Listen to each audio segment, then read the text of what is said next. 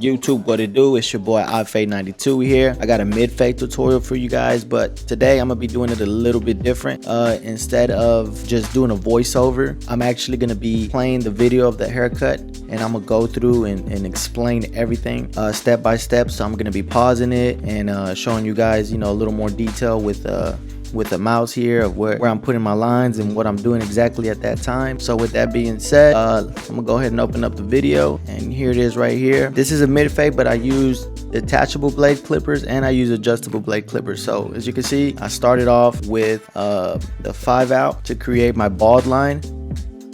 There it goes right here. So you can see it's a 5 out, 0.2 millimeters. I want to say the edges are 0.1 millimeters. So the edges are a little bit balder than the 5 out. I don't know if they have 6 out. I've looked for it. I don't think I found it. So the first thing I'm gonna do is I'm gonna create the first ball line, and I like to drop my ball line down a little bit as I get to the back of the head, just because I don't like to go straight across, because sometimes I feel like if I go straight across, it looks too bald in the back. And a lot of people don't like it too bald. It looks like it went up too high. So I make sure I get that ball line all the way around. Then I'm going back and I'm balding it all out with the Babyliss Foil FX2s, the shavers. I've had them for like 2 years already. I don't know if you guys seen my shaver video, but it's been that long and they're still hitting. Like, of course there's a new shaver head on it, but they're still hitting. All right, so once I bald it out, my next step is gonna be the #1 detachable. I don't think I showed it on camera, but yeah, it's the #1 detachable. And for those of you that are unfamiliar with detachable blades, #1 detachable is about the same as adjustable clipper all the way open. So if you look at the box of an adjustable clipper, it says 3 out. The adjustable range is from 3 out to 1. It's not actually talking about a #1 guard, but it's talking about a open, a #1 detachable, which is a, pretty much all the way open. So I create my second guideline is about 1 inch, and I do, all the way across. And the next detachable that I'm using is a 1.5. So a 1.5 is about the same as a #1 halfway open. So a #1 guard halfway open. All right, so I got my three guidelines in there, which is the ball line, the open blade, which is a #1 detachable, and then a 1.5. So the next guard that I'm using here is the 0A, which is about equivalent to a adjustable clipper with the 1/16 guard on it. So I'm kind of lightening up that second guideline right there, that middle guideline. So see, now I got the actual adjustable clippers and the regular clippers, and I put the 1/16 on it, and that's what I'm doing. I'm just cleaning that whole little middle section up, and I'm not really worried too much about detail right now, because I just want to make sure the line is gone. I can go back and clean it all up afterwards. So once I get that second guideline, I'm gonna start working on the bottom guideline, and first thing I'm gonna do is close it all the way. Try to work that ball line out. So I want to make sure I kind of clean it all the way up. And as you can see, it's not perfect, but the 2 lines are almost gone. I'm gonna let you guys know right now, this area is gonna give me a hard time. So now I'm just kind of cleaning it all up a little bit, not really detailing all the way yet, but more so just cleaning it up, because it kind of bugs me. So now I'm going back with the edges and I'm hitting the ball line. So now that I'm cleaning it all up, go back and just work that whole little section, just the whole middle area. So this whole area right here, of the fade, and this all the way around, all the way, because I do the exact same thing on the back and on the other side. But this whole area right here is what I'm working on right now. The ball line all the way up to this. I'm making sure all that's clean. All right, so like I said, I'm just cleaning all of that up.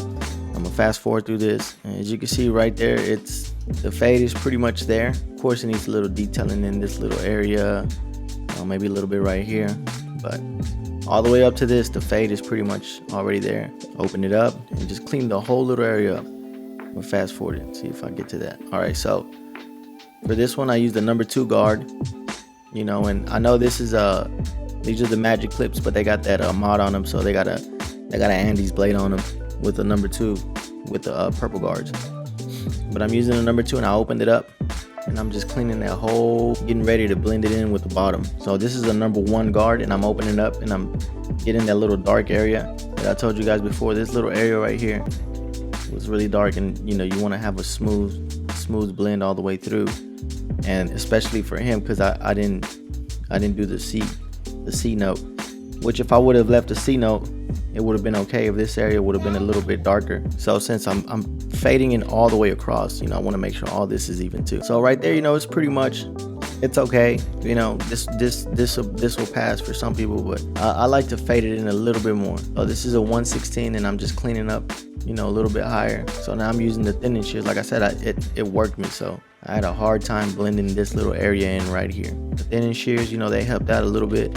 Go back and clean it all up. I mean, it's pretty much there, so I'm edging it up now, just to kind of show me what I need and what I don't need for the edge up. See, once I edge it up, I know that, you know, this is a little bit extra that I don't need, you know, to blend in with the edge up. The other thing is, whenever you guys fade it in, look for the profile.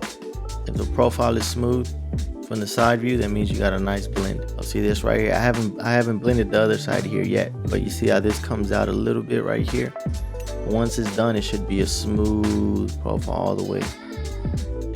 And once it's already done, that's what I look for, all the way around, to have a smooth profile, because that means it's blended in right. All right, so now I'm going back in with the shears and just cleaning it all up. Make sure it's all real nice and clean.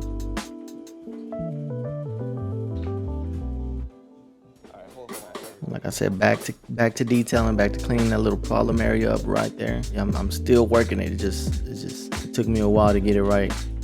Some of it was still hanging over. I wanted to make sure that it was blended in nice and smooth with the rest of the haircut.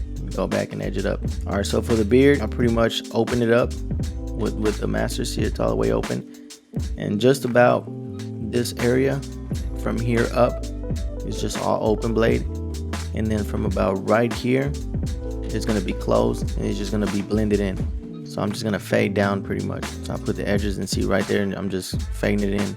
It's kind of a little weird because you're kind of fading backwards because the hair is growing down and you're used to fading up, I guess. But yeah, there's the fade. Like I said, it still needs a little detail work, maybe around this area, maybe around this area right here. I like these magic clips with the Andes blade on them because they just feel so much lighter than the corded master. So it feels like it's easier to detail with them.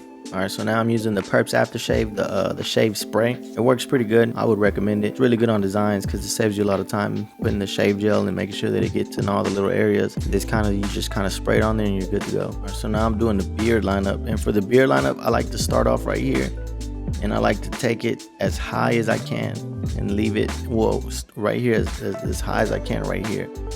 So right here, I'm probably gonna go kind of right here where the mouse is. And if he wants to go lower, we can drop it down lower. But once you go down low, you can't bring it back up. So I always like to leave it up high at first. That way, if they want to go lower, they can, instead of the other way around. See, I left it pretty high. And this is where fibers come in. If you had, you know, if this was somebody that I put fibers on, you could just fill this in with fibers. You know, because his beard kind of grows a little light right there. Yeah, so now I'm gonna do his mustache. And for the mustache, you can't see it because my shoulder got in the way.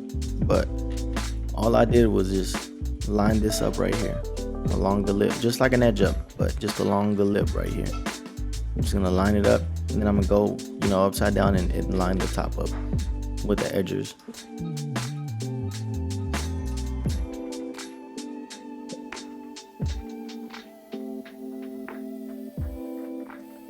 Yeah, this is the final product right here. This was on a Friday night, so I think I cut the camera off a little sooner than I should have, because I usually, you know, I cleaned up under the neck. I know I grabbed the razor. I always like to get the razor and fold the ear back, and then just get all of this right here with the razor, and then all this right here, I clean all that up with the razor. So I cut the camera off too early because, as y'all can see, there was already, you know, my next client was already there with his kids and they were waiting, so I didn't want to seem like I was taking a long time because I was recording. But yeah, that's the final product, you guys. I hope you enjoyed this type of tutorial. I'm probably gonna do more this way, just because I feel like it's easier for me to explain, you know, with the mouse right here, and kind of show you guys exactly what I'm doing. If this helped you out a little bit, go ahead and like and subscribe and hit that notification, and appreciate you guys.